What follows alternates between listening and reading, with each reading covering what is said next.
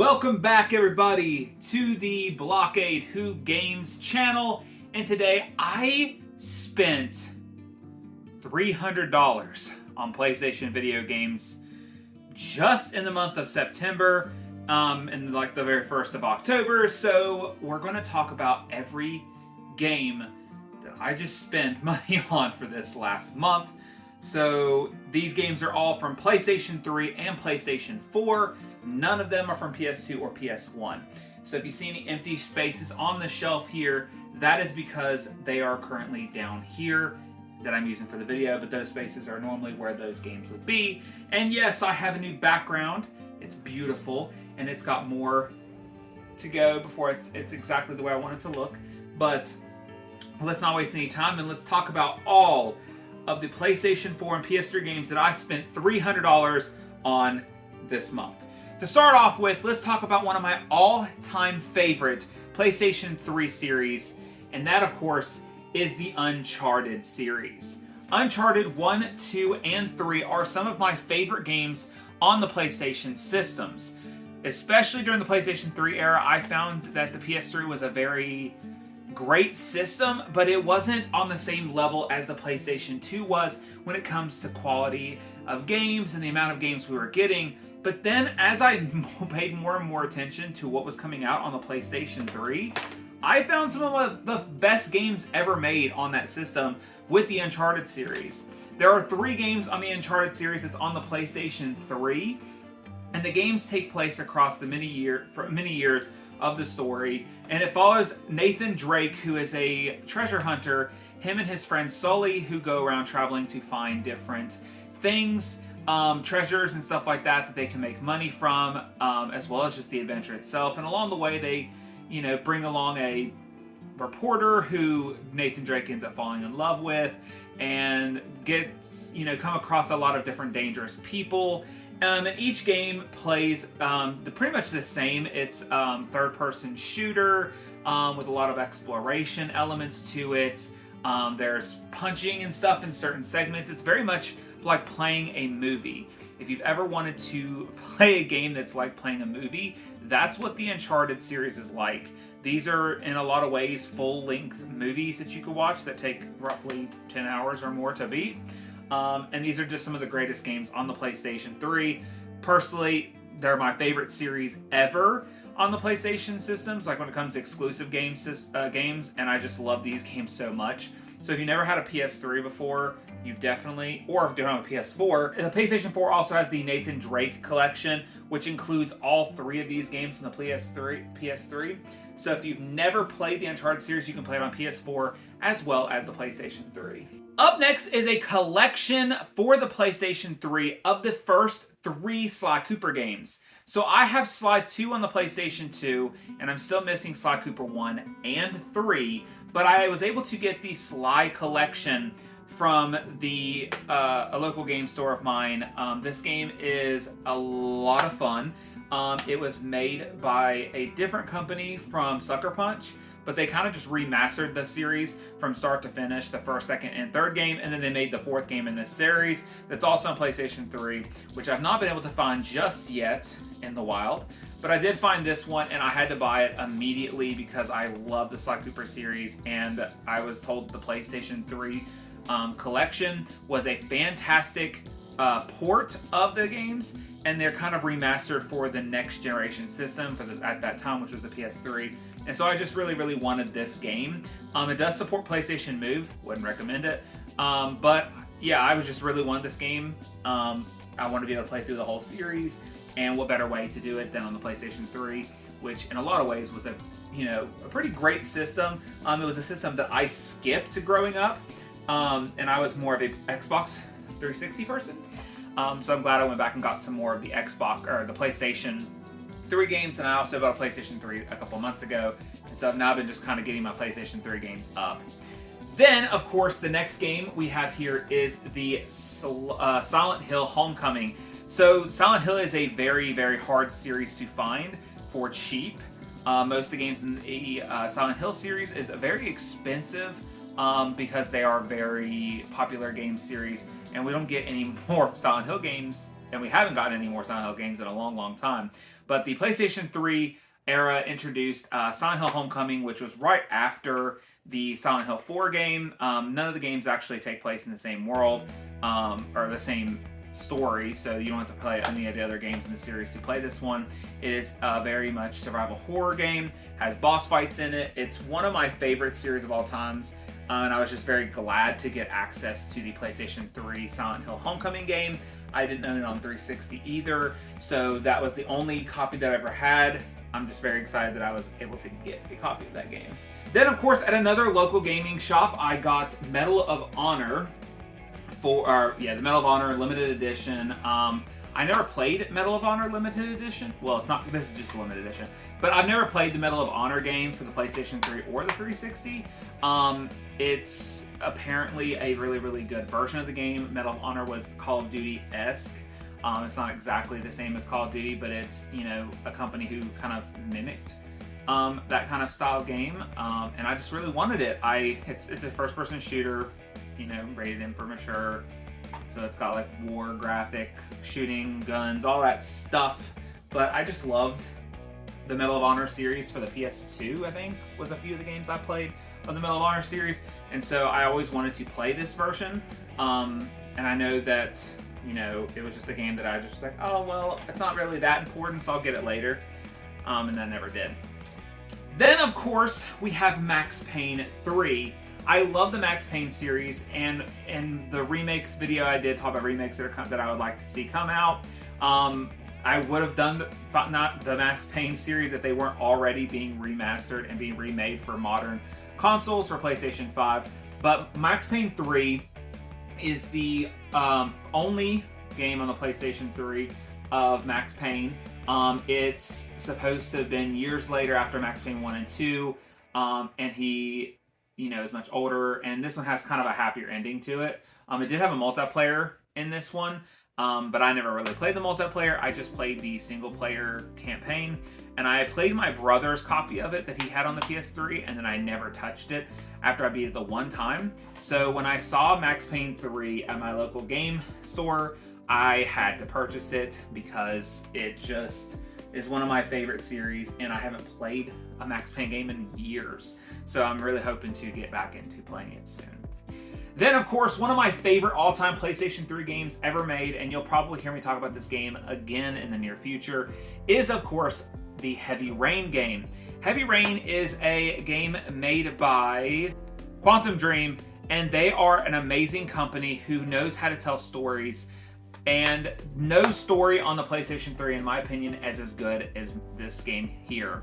Heavy Rain is a game about a guy whose child goes missing, and he goes on a hunt to find his child, and you're looking for a serial killer that's going around in the area named the Origami Killer. So in this game, you play as 4 different characters across the entire story, and you switch between those 4 characters, and all of them come together for the main overarching storyline of the Origami Killer. This game has so many great qualities of it. The gameplay is fun, the story is great. It's like playing a movie in a lot of ways, which PlayStation 3 I think was the big introduction into that cinematic style games. And I just loved Heavy Rain. The company Quantum Dream is one of my favorites, and I really can't say how much I love this game. And while we're talking about it, because I know it's already going to come up here in the future, so I'm not going to waste time talk about it again. One of the pickups I also got this month was a PlayStation 4 copy of Heavy Rain and Beyond Two Souls, which is their other game, which is similar in nature to the Heavy Rain game. It's very cinematic, very story-driven, multiple plot points, multiple routes you can take. And in Beyond Two Souls, you play as a character who is resemblance of the formerly known as Ellen Page, which we now all know as Elliot Page. And then, of course, William Dafoe is in this game. But I do have a PS4 copy, so I got Heavy Rain twice, technically. But I wanted the PS3 version, the original, and then I wanted to get the PS4 collection that came with Beyond Two Souls. This is the European version. This is why it says Peggy 18 in the corner. So yeah, I definitely just wanted to talk about it. I was not going to talk about it, twice when I got the PS4 version. But Beyond Two Souls plays very similar and has a very different. It has very different story, but it's similar in nature to the style of game that they made. And then the last 3 games I got on PS3 are 3 Call of Duty games. I love Call of Duty as a series. I'm not a big fan of the multiplayer, but I got really heavily into the PlayStation 2, 3, and 4 Call of Duty games, and then I kind of just, at the end of the PS4 era of Call of Duty, I stopped playing them. But one of the games that I picked up for the Call of Duty series is, of course, Call of Duty Modern Warfare. It's the very first one. It's the Game of the Year edition. I love this game. I have owned it on the Xbox 360. I own it on the PlayStation or Xbox One as the remastered version, and then I own it on the PS3. This is just one of my favorite games of all time. I platinumed the game, and I've gotten the 1000 gamer score for this game on both the 360 and the Xbox One version. I love this game series so much. The Modern Warfare series is by far my favorite of the Call of Duties. If you've never played them, it's a first-person shooter. Takes place in a modern war. It's not one based on an actual war that we've been through or any historical things. It's an entirely fictional war, which at the time of this game coming out was not heard of, because all Call of Duty did before was World War II. But this game is so fantastic, and I just love the characters from Price to Soap and all the other characters. I just love the game so much. And then, of course, I bought the direct sequel to that, Modern Warfare 2, which continued the story and introduced other characters and continued the story of the very first one. This is a great series. I love the second game so much, and I just need a third game now to finish that out. And then, of course, I got Call of Duty Ghosts. I never played Call of Duty Ghosts, ever. I didn't play it on the PS4, I didn't play it on PS3, didn't play it on PS360 or Xbox One. I completely skipped Call of Duty Ghosts, and I regretted it, and I saw it for $3 at a local game store, so I was like, hell yeah. So I jumped on that, and I got it immediately. Cannot wait to play it. I've heard some mixed opinions of the game, but I'm just excited to play it because I love Call of Duty games in general. Regardless of, who made it. I'm a big fan, though, of Treyarch and Infinity Ward in general and what they do. But Infinity Ward is definitely my favorite of the Call of Duty companies. But we're going to go ahead and start talking about the PS4 games. So up first, we have Alien Isolation. So Alien Isolation is a horror game set in the Alien universe. This game is considered one of the best Alien games because of the elements of horror and the realisticness of the aliens. I've heard a lot of people say that it's a very terrifying and scary game, and a lot of people love this game a lot. I think it was on Game Pass, and I downloaded it and never got a chance to play it. And I think it got taken off Game Pass by the time I actually wanted to play it. So I bought this off my brother. Several of these PS4 games I bought from my brother since he was selling them. But this is a freaking cool looking game. I've seen gameplay for it so many times. And I just love horror games in general. And Aliens is one of my favorite series, too, of movies. So up next, we're talking about Batman Arkham Knight. Because I love the Batman game so much that I bought that twice. I have this on the Xbox One, and now I have it on PS4 as well. I have the entire Batman Arkham series on PS4 as well as the Xbox One. I love Batman Arkham Knight. It's a fantastic game. I was streaming it a couple of times, and then just got to the point where I couldn't stream on a week, two days a week, just because of issues going on in my personal life. But I just love this game so much. I love being able to use the Batmobile. It looks so gorgeous. And my brother was selling his physical copy, so I figured why not buy it. Then, of course, Call of Cthulhu. So Call of Cthulhu is a game that I saw on Game Pass a couple of times and never got around to playing it. It looks terrifying. It's set in 1924. It's about all of those things that are dark and cryptic and shadowy figures and all the stuff that terrify us. You have your own paths you can choose that sway the story. You can investigate dark mysteries and a Lovecraftian universe. And it just looks cool. I love just cult stuff, and I love things about, old gods and horror and Lovecraftian things. They're just really cool to me. So I'm excited to play this game. Almost all the games that I'm talking about right now for PS4 are all horror games, pretty much. Then, of course, I got a physical copy of the Dead by Daylight game. I downloaded this for Xbox, and then of course I think PlayStation has it on their PlayStation Plus premium subscription as well. But my brother was selling his physical copy of it, so I was like, why not? It's a cool looking game. It's multiplayer based. You get to play as either survivors or a killer. Each round of the gameplay takes place with 4 survivors versus 1 killer. And the killers are all from these different variety of horror stories, from Silent Hill to the Stranger Things to Michael Myers, Jason Voorhees, and so on and so forth. And it's just a really cool game that allows you to play as different serial killers and different monsters from movies. It's basically, just the survivors have a goal to, survive, and they have certain things they have to do each round to survive, and then the killer's job is to kill all the other players. We have a lot of horror games being made lately. We have the Friday the 13th game, and then of course we now have a Texas Chainsaw Massacre game coming out soon. So there's just so many of them, but I'm just, Dead by Daylight was one of those that I've always wanted to play and never got around to it. We have Don't Knock Twice, which is a game that my brother talked very, very highly of, said it was one of his favorite games. It's compatible with the VR games and stuff like that in the system, but I think my brother didn't play it using that. I think he just played it normally.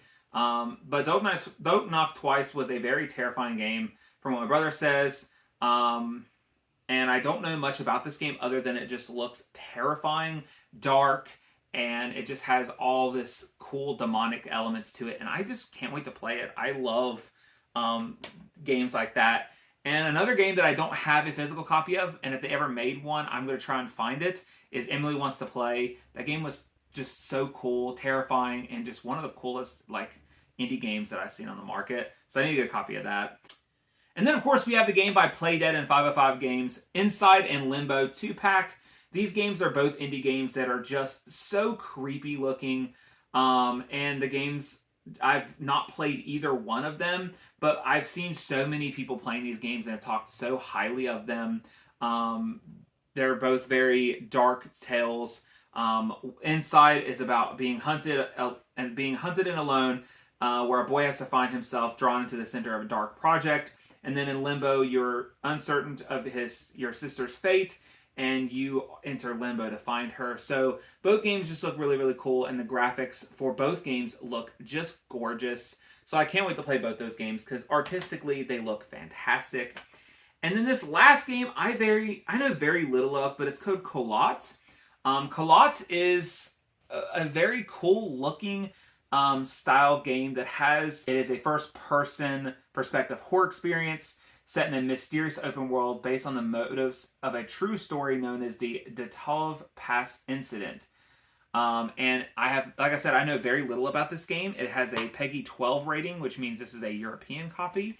And it looks just cool. So you guys are seeing the gameplay here yourselves. I bought this off my brother because it just looked really cool. And the whole game is apparently narrated by Sean Bean. So that sounds really cool. And then I know I said that the last game was Colot, but I just now realized that I missed a game, and I wanted to quickly talk about it on here. The last game, of course, was The Town of Light. The Town of Light is a game that plays through the eyes of Renee, a 16-year-old girl who suffers from the symptoms of mental illness. She is searching for answers to the many questions from her past whilst exploring the place where she spent most of her youth. You will guide Renee through a dark and emotional journey where the lines between entertainment, storytelling, and reality blur. The game looks really cool, and also one of the things I love about this physical copy in general is the cool little pictures that come in it, because they just look really badass. They're actual images of the places that they used within the game. And I just thought it was very, very cool that they did that. And I literally just said that was it.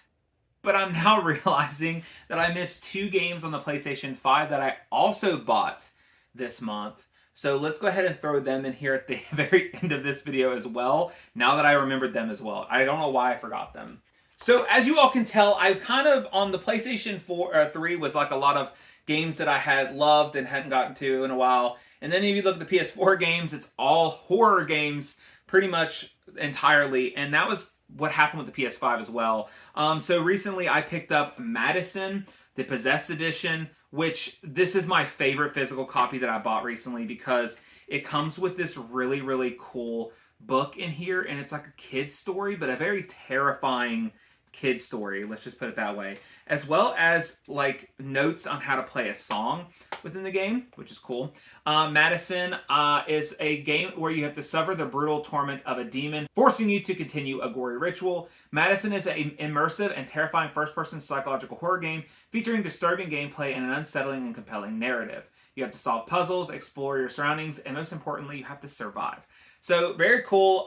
This game looked so good when I saw it at GameStop, and I just had to purchase it.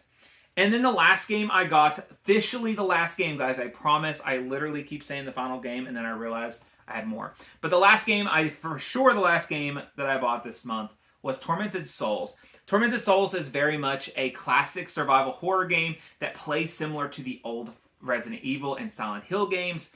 So far, I've only played a little bit of the game, and it feels almost exactly like those classic games.